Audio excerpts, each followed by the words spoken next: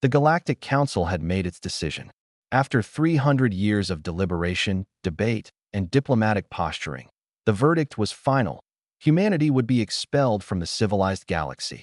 Ambassador Kelrix of the Valon Empire stood before the assembled representatives, his crystalline form refracting the chamber's ambient light into 1,000 dancing colors. "The motion passes with overwhelming majority," he announced, his voice resonating through the translators worn by delegates from 17 different species. "Effective immediately, all human settlements beyond the Sol system are to be evacuated. All trade agreements are hereby nullified. All diplomatic channels are closed." In the observation gallery, Commander Sarah Chun watched the proceedings with an expression carved from stone. She had known this was coming. For years, the whispers had grown louder, the resentment more palpable. Humanity's rapid expansion, their aggressive colonization strategies, their seemingly reckless approach to technology, it had all made them unwelcome neighbors in a galaxy that prided itself on order and caution. "We don't belong here anyway," muttered Lieutenant Marcus Webb beside her. "Never did." Sarah said nothing. She simply activated her communicator and began the long, painful process of recalling every human vessel, every colony ship, every outpost scattered across 47 star systems. The retreat took 18 months. The Galactic Council monitored every step, ensuring that humanity left nothing behind. No listening posts, no sleeper agents, no hidden weapons caches. The Valon deployed their border fleets, creating an impenetrable wall around the Sol system. The Viridian Collective, masters of quantum communications, severed every onceable link that connected human space to the greater galaxy. The Kryn Dominion, whose vast commercial empire had once profited handsomely from human innovation, closed their markets and canceled every outstanding contract. Humanity was alone. "They'll be extinct within a century," predicted Counselor Veshtar, a being composed entirely of organized energy patterns. "Humans are parasites. They've relied on our technology, our resources, our protection for 3 centuries. Without access to fusion cores manufactured by the Zenith Corporation, without the agricultural algorithms developed by the Harmonious Collective, without the medical treatments pioneered by the Silent Consciousness, they will collapse." Kelrix agreed. "Their Earth is depleted. They stripped it bare before they even developed faster-than-light travel. Their colonies in the Sol system are artificial constructs entirely dependent on galactic supply chains. Give them 50 years, and they'll be fighting over the last scraps of processed food in their orbital habitats." The Council installed observation satellites around Sol system, not to spy, but to document. They would watch humanity's decline as a warning to other aggressive species that might emerge in the future. The recordings would serve as educational material for 1,000 generations. This is what happens when ambition exceeds wisdom. 5 years passed. The first reports from the observation satellites were unexpected. "There's been a significant decrease in energy signatures from the human orbital habitats," reported the monitoring technician, a young Valon named Jesrix. "But they haven't gone dark. The patterns have changed." Kelrix reviewed the data with mild interest. "They're rationing, conserving their dwindling resources. This is to be expected." But Jesrix looked uncertain. "Ambassador, the energy signatures haven't decreased uniformly. Some facilities have gone completely dark, yes, but others are showing increased output. And there's unusual activity on Mars." "Mars? That barren rock."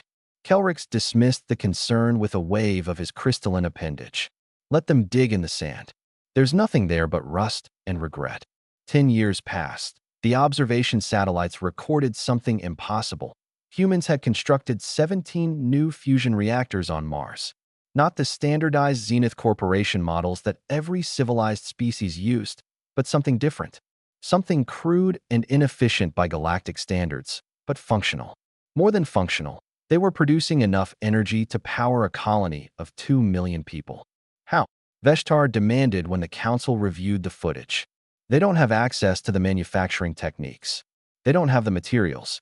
The tolerances required for fusion containment they improvised," interrupted Counselor Mix of the Harmonious Collective, her dozen sensory stalks quivering with what might have been concern.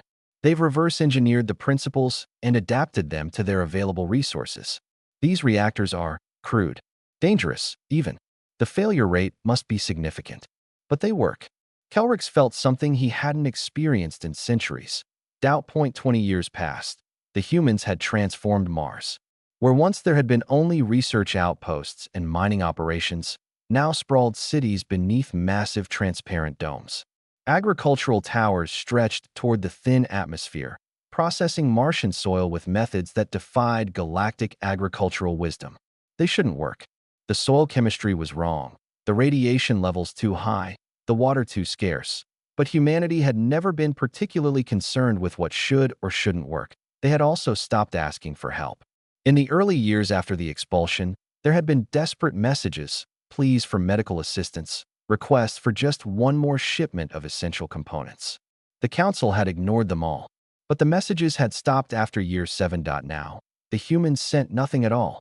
They're building ships, Jesrix reported during a routine council session. The young technician had become the de facto expert on human observation, a role he'd never wanted. Not colony ships or cargo vessels. Warships. The chamber fell silent. Show us, Kelrix commanded. The holographic display materialized in the center of the room, showing the construction yards orbiting Earth. Dozens of vessels in various stages of completion, their designs unlike anything in the galactic database. They were angular and aggressive, bristling with weapon emplacements that seemed excessive, even paranoid. They're preparing for war, Veshtar observed. Against whom? Counselor Mix asked. They're sealed in their own system. Who would they fight? The answer came 30 years after the expulsion. The Kryn Dominion, in their infinite commercial wisdom, had decided to explore the abandoned human colonies in the Epsilon Eridani system. The worlds there had been rich in rare minerals, and the Kryn saw no reason why those resources should go to waste just because humans no longer had access to them. They sent a mining fleet of 40 vessels, protected by 12 military escorts. 3 human warships were waiting. The battle lasted 17 minutes. When it was over, every Kryn vessel was either destroyed or captured. The humans hadn't just defended their former territory. They had annihilated a commercial fleet with contemptuous efficiency. The recordings from the surviving ships showed weapons that shouldn't exist. Kinetic railguns that fired projectiles at relativistic speeds, directed energy weapons that cut through Kryn shielding like it wasn't there, and most terrifying of all, artificial intelligence combat systems that adapted and learned in real time. The Galactic Council had banned military AI 3,000 years ago, after the Infinite War nearly destroyed the galaxy. It was the one absolute law that every species obeyed without question. Humanity had clearly never received that memo. Or more likely, had received it and ignored it. This changes everything, Kelrix announced during the emergency session. His crystalline form had lost some of its luster, appearing almost clouded. We need to reassess. Reassess what? Interrupted a new voice. Every delegate turned to see a human standing in the doorway of the council chamber. She was middle-aged, wearing a simple gray uniform with no markings or insignia. Her dark hair was streaked with silver, and her eyes held the kind of exhaustion that came from carrying impossible burdens for too long. I am Director Chun, she said, walking into the chamber without permission or invitation. Formerly Commander Sarah Chun, formerly ambassador to this council. I've come to deliver a message. Security systems should have stopped her. Shields should have activated. Weapons should have deployed. None of them worked. The humans had somehow disabled every defensive system in the Council's most secure facility. You pushed us out, Chun continued, her voice calm but carrying an edge sharp enough to cut atmosphere. You told us we didn't belong.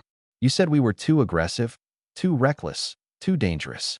You predicted we'd be extinct within a century. She activated a holographic projector, filling the chamber with images, sprawling cities on Mars and the Jovian moons, vast agricultural complexes in the asteroid belt, industrial facilities that dwarfed anything the Council had constructed in a millennium, and fleets of warships that numbered in the thousands. You were right about one thing, Chen said. We are dangerous, but you were wrong about everything else. You thought we needed you. You thought we'd crumble without your technology, your trade, your permission to exist. She turned slowly, making eye contact with each council member. We didn't crumble. We adapted. We innovated. We built. And we did it all while you watched from a safe distance, waiting for us to fail. She paused, letting the weight of her words settle. The funny thing about humans, the thing you never understood, is that we thrive when we're told we can't survive. You didn't seal us away to die. You removed every distraction, every crutch, every excuse. You forced us to become self-sufficient. This is a violation of the expulsion terms, Veshtar protested weakly. You are not permitted to leave Sol System. Chin smiled, but there was no warmth in it. Oh, we haven't left. This is a remote presence hologram. I'm currently on Mars, having breakfast with my grandchildren. But here's the thing, we could leave. Anytime we want. Your border fleets? We've mapped every vessel, every patrol route, every weakness. Your observation satellites? We've been feeding them false data for the last decade. You don't know how many ships we have, how advanced our weapons are, or what we're really capable of. Kelrix found his voice. What do you want? Nothing. Chin replied simply. That's what I came here to tell you. We don't want trade agreements. We don't want diplomatic relations. We don't want membership in your council. You made it very clear 30 years ago that we weren't welcome, and you know what? You were right. We don't belong here. Not because we're inferior, but because we're fundamentally different. She deactivated the holographic projector. Consider this a courtesy notification. Humanity is expanding again. We'll be colonizing worlds and systems you've never even surveyed. We'll be building our own network, our own civilization, our own future. We won't interfere with your territories, and we expect you to stay out of ours. And if we don't, Counselor Mix asked quietly. Chin's expression hardened. Then you'll discover exactly why your ancestors banned military AI. We didn't just build weapons, Counselor. We built partners, allies. We're not alone anymore, even when we're isolated. And unlike you, our AI companions don't just calculate and optimize. They create, they imagine, they dream. She turned toward the door, then paused. Oh, and one more thing. The Kryn vessels we captured at Epsilon Eridani, we're returning them. Repaired, refueled, and upgraded with our latest shielding technology. Consider it a gift. A reminder that humans don't hold grudges. We just have very long memories. The hologram flickered and vanished. For several minutes, the council chamber was silent. Finally, Kelrick spoke, his voice barely above a whisper. We made a terrible mistake. Yes, agreed Veshtar.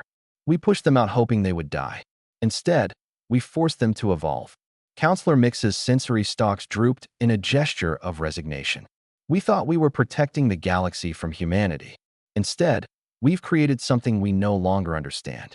Something that doesn't need us, doesn't fear us, and doesn't want anything from us. Kelrick's accessed the observation satellite feeds one final time. The images showed Earth, beautiful and blue, slowly healing from the scars of early industrialization. The orbital habitats gleamed like strings of pearls. Mars glowed with the lights of a dozen cities. And in the construction yards, more ships were being built. Not warships this time, but colony vessels, exploration craft, mobile habitats designed for the long journey between stars. Humanity was leaving the cradle, and this time, no one could stop them. We'll need to update the records, Jesrick said softly. The observation project was meant to document their collapse. Instead, it documented their renaissance. No, Kelrick said, making a decision that would define the remainder of his existence. We'll keep the records exactly as they are. Every miscalculation, every failed prediction, every moment of our arrogance. Future generations need to understand what happens when you underestimate a species simply because they're different. He dimmed his luminescence, a gesture of respect among his people. The humans didn't fail. We did. We pushed them out, and in doing so, we lost the opportunity to learn from the most adaptable, resilient, creative species the galaxy has ever known. In the void between stars, human colony ships began their journeys, their AI companions calculating trajectories to worlds light years distant. Behind them, the Galactic Council watched and waited, no longer predators observing prey, but witnesses to something they couldn't control and didn't fully comprehend. Humanity had been expelled from the civilized galaxy, and in their isolation, they had built something better. The Council had pushed humans out expecting to watch their civilization crumble. Instead, they watched it transform, evolve, and ultimately transcend the very concept of civilization that the Council had tried to impose. In the end, the only thing that crumbled was the Council's certainty that they understood what it meant to survive. Humanity, as always, had other ideas.